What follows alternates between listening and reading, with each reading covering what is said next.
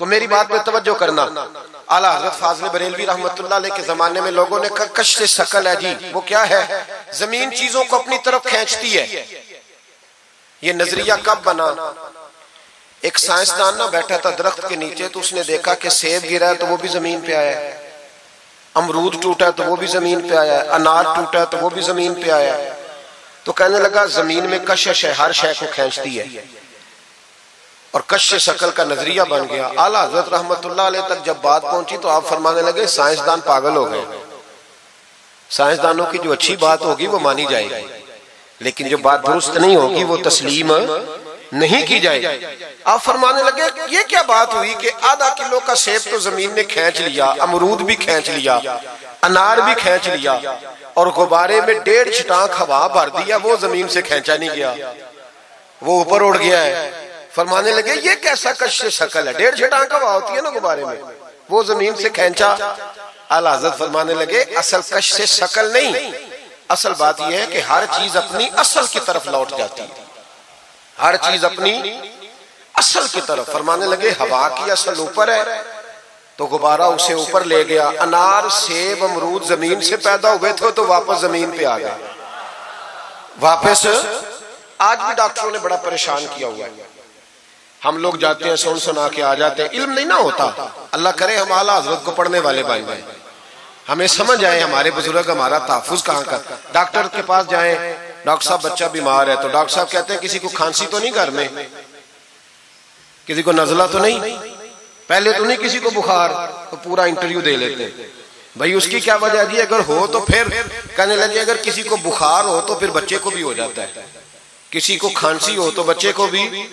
समझ आ रही है? कहते हैं ना डॉक्टर इस तरह से, ये बीमारी किसी और को तो नहीं फैमिली में। तो मैंने कहा डॉक्टर साहब आप क्या बात कर रहे हैं? नबी पाक सल्लल्लाहु अलैहि वसल्लम ने फरमाया है कि बीमारी मुताद्दी नहीं होती, एक से दूसरे को नहीं लगती बीमारी, एक से दूसरे को। ये सही बुखारी में मौजूद है। नबी पाक सल्लल्लाहु अलैहि वसल्लम से एक शख्स ने कहा हुजूर मेरे ऊंट को खारिश पड़ गई, और वो जो ऊंट खड़ा है उसकी वजह से पड़ गई है। तो क्या मेरे महबूब का समझाने का अंदाज है? मेरे करीम रसूल फरमाने लगे तेरे ऊंट को तो उस ऊंट से खारिश पड़ी है, बता उस ऊंट को कहां से पड़ी थी? तेरे ऊंट को तो वहां से पड़ी, कैसा अंदाज है, उसको कहां से पड़ी? बंदा चुप कर गया, कहने लगा या रसूलल्लाह उसे तो कुदरती पड़ गई है। तो हुजूर फरमाने लगे फिर इसे भी कुदरती पड़ी है। डॉक्टर कह रहा है जनाब खांसी है तो खांसी लग गई, शुगर है तो शुगर। ओ भाई सुन, अगर तू ये कहेगा ना कि एक से दूसरे को बीमारी लगती है, तो जिसकी माँ फालज की मरीज है उसके बच्चे उसकी खिदमत करेंगे? जिसके बाप के वजूद पे रेशा पड़ जाएगा बच्चे करीब जाएंगे कि हमें बीमारी ना लग जाए? इतनी कमजोर। डॉक्टर कहते हैं कजन मैरिज ना करो, बच्चे बीमार पैदा होते, और कौम चुप करके सुन लेते। डॉक्टरों को बताओ कि हम डॉक्टरों पर ईमान नहीं लाए, अल्लाह रसूल पे लाए हुए। हमारा ईमान अल्लाह रसूल पे है, डॉक्टर पे नहीं है। जो सही बात करेगा डॉक्टर वो मानेंगे, गलत बात नहीं तस्लीम करेंगे। ये मेरे आला हजरत की फिक्र है। डॉक्टर कहते हैं कजन मैरिज ना करो, बच्चे बीमार पैदा होते हैं, तो मौला अली और हजरत फातिमा का रिश्ता क्या है? नबी पाक सल्लल्लाहु अलैहि वसल्लम ने खुद अपने सगे चचा की बेटी जनाब उम्मे हानी को दावत निकाह दी थी। कजन मैरिज में कोई मसला होता तो हुजूर ये काम करते थे। कजन मैरिज हो तो बच्चे बीमार पैदा नहीं होते, कजन मैरिज हो तो बच्चे हसन और हुसैन जैसे पैदा होते। इस तरह के नौनिहाल अल्लाह ताला अता करता है, उनके तरीकों पर चलने वाले पैदा होते हैं। खुदा का खौफ करो। आप जैसे तैसे, एक मैं रावलपिंडी में था तो एक बच्चा कहने लगा जी मिसवाक के साइंसी फायदे बयान कर दो, मिसवाक के। तो मैंने कहा बेटे साइंस अगर कह भी देना मिसवाक नहीं करनी चाहिए तो हमने फिर भी करनी है। सारी साइंस कहे ना करो तो हम फिर भी मिसवाक, इसलिए कि मिसवाक करना मेरे मुस्तफा का तरीका है सल्लल्लाहु।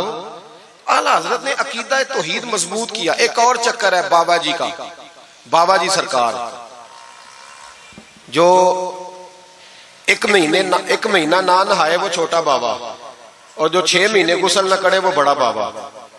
बाबा जी को नमाज नहीं सीधी आती और बाबा जी सरकार बने हुए, हाल ही कोई नहीं, जो अल्लाह के खाते पढ़ गए। और बाबा किस्मत का हाल बता रहा है, दरवाजे पे रोटियां मांगने आते हैं, किस्मत का हाल बताते हैं। अपनी इतनी खराब है कि मांगते फिर रहे, और कौम बेचारी हाथ दिखा रही है, हाल बता रही है। अपना ये बेड़ा गर्क हुआ। मुझे आपका तो नहीं पता, हमारे देहातों में ना ये कभी कभी सोना भी डबल करते थे मांगने वाले। यहाँ भी होता है ये काम जी, वो सोना लाओ जी तुम्हारा सोना डबल कर दे। तो पता तब चलता है जब सिंगल भी गायब हो जाता है। बावों के लग गए, फूकों पे लग गई। मुझे एक शख्स करामा सुनाने लगा, कहने लगा मेरे हजरत साहब के पास लोग दूर दूर से दम कराने आते हैं। और मैंने कहा दम कराना जायज है, तवीज देना जायज है, लेकिन मैंने किसी हदीस में नहीं पढ़ा कि कोई बंदा यमन से हुजूर के पास दम कराने आया हो, मिस्र से दम कराने आया हो। दम कराना बिल्कुल दुरुस्त है, हम खुद करते कराते, लेकिन ये असल दीन नहीं। नबी पाक के पास ना कोई शाम से तवीज लेने आया ना दम कराने आया।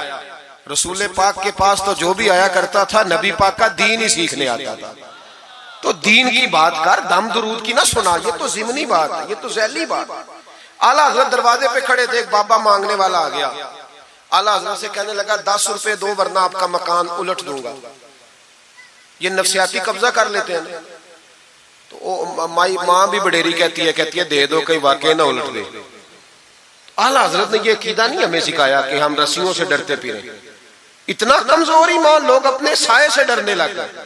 बाबा जी कह गए, और छोड़ बाबा जी के मुंह से कौन सा कुरान हदीस निकलता है, बस कर दे। किस चक्कर में कौम को डाल दिया। आला हजरत रहमतुल्लाह अलैह दरवाजे पे खड़े, फिक्रे रजा सेमिनार है ना, तो सुनो फिर फिक्रे रजा क्या है, सुनो फिर। ये रजा के नेजे की मार है कि अदुम के सीने में गार है, किसे चारा जोई का वार है कि ये वार वार से पार है। आला हजरत रहमतुल्लाह अलैह दरवाजे पे खड़े थे, बाबा जी आ गए, कहने लगे 10 रुपए दो। 10 रुपए का माना उस जमाने में यही था जो आज 10,000 का माना है। 10,000 मांग लिया, कहने लगा दो नहीं तो मकान उलट दूंगा। आला हजरत फरमाने लगे तू 10 के 20 मांग, मैं देने को तैयार हूं, पर मकान उलटने वाली बात गैर शरीया, ये वापस ले ले। शरीयत तुझे ये कहने की इजाजत, मेरी बातों की समझ आ रही है आप हजरात को? वो कहने लगा जी मैंने उलट देना है। आला हजरत की वालदा बूढ़ी औरत अंदर से बोली, कहने लगी अहमद रजा दे दो, फकीरों से नहीं उलझते। तो आला हजरत फरमाने लगे अम्मा जो सच्चा फकीर हो मैं तो उसके कदमों में बैठने को तैयार, पैर चूमने को तैयार। हम तो निस्बतों पे मर मिटने वाले लोग, लेकिन बात वो करे जो रसूलुल्लाह की शरीयत इजाजत देती है। जिसकी इजाजत नहीं देती हम वो बात करने की से इजाजत नहीं देंगे। उसने कहा जी मैंने उलट देना है। इतनी बात हुई तो आला हजरत के जो शहजादे थे ना, छोटे मुफ्ती आजम हिंद मौलाना मुस्तफा रजा खान साहब, वो मकान की दूसरी छत पर, डबल स्टोरी मकान था, तो ऊपर वाली छत पे खेल रहे थे। उनका पैर फिसला, वो गर्दन के बाल अंदर गिर गए, अंदर से शोर उठ गया, बच्चा गिर गया। बच्चा वो फकीर भी सीधा हो गया, देखा ना नहीं ना पैसे दिए, तो शहजादे गर्दन के बाल गिरे ऊपर वाली मंजिल से। लेकिन सुन्नियों किधर खो गए मैं और आप? मेरे आला हजरत का अकीदा सुनो। फाजले बरेलवी अंदर नहीं गए, हालांकि हुजूर अलैहिस्सलाम का फरमान मौजूद है कि औलाद आदमी को बुज़दिल कर देती है, औलाद के हाथों बंदा कमजोर हो जाता है। अंदर नहीं गए, वहीं खड़े रह के कहने लगे अम्मा मेरा एक बेटा है, मेरा 1000 भी हो तो मैं सारा नबी पाक की शरीयत पे कुर्बान कर दूंगा, लेकिन किसी भावे की मैं गलत बात मानने को तैयार है। आला हजरत की जुबान से ये लफ्ज निकले तो साहबजादे उठ के दौड़े आए, कहने लगे अब्बा जी जरा इधर तो देखें, मैं दूसरी मंजिल से गिरा हूं पर मुझे खराश भी कोई नहीं आई, मुझे खराश भी कोई नहीं आई। देखे मेरे कपड़ों को मिट्टी भी नहीं लगी। आपके 2-3 मुरीद खड़े थे, कहने लगे हुजूर ये आपकी करामत है। आप फरमाने लगे मेरी करामत नहीं, ये मेरा अकीदा है, तौहीद है, ये मेरे रब पर ईमान है, खराश नहीं आई। अब उस फकीर को फरमाने लगे आला हजरत के तू कहता था मकान उलट दूंगा, चल उलट ना, फिर 10 रुपए नहीं लेने, उलट। चुप कर गया। तो आला हजरत, लोग कहते हैं मौलवी साहब के पास क्या है? जिसके सीने में रसूलुल्लाह का दीन है उसके पास कुछ नहीं, तो फिर किसी के पास भी कुछ नहीं। हाँ जिम्मेदारी से कह रहा हूं, किसी के पास कुछ नहीं। अगर जिसके सीने में कुरान और सुन्नत का नूर है, अगर उसके पास ही कुछ नहीं। सुनो, आला हजरत ने अपना जूता उलट दिया, फरमाने लगे अगर ताकत है तो मेरा जूता सीधा करके दिखा।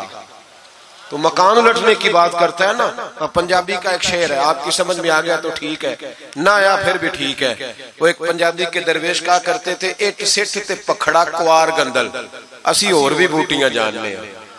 पता है हमें सारे गुरुओं का है, चलो करामत ना दिखाएं तो बात अलग है, पर खबर हमें है। फरमाया चलो सीधा करो। उसने पूरा जोर लगाया पर जूता सीधा पसीने आ गए तो कहने लगा जी मैं माफी मांगता हूं, आज के बाद ऐसी बात नहीं करूंगा। आला हजरत वली थे तो वली सखी होता है, जेब से हाथ निकाले फरमाया तू 10 मांगता था, अल्लाह 20 लेके जा।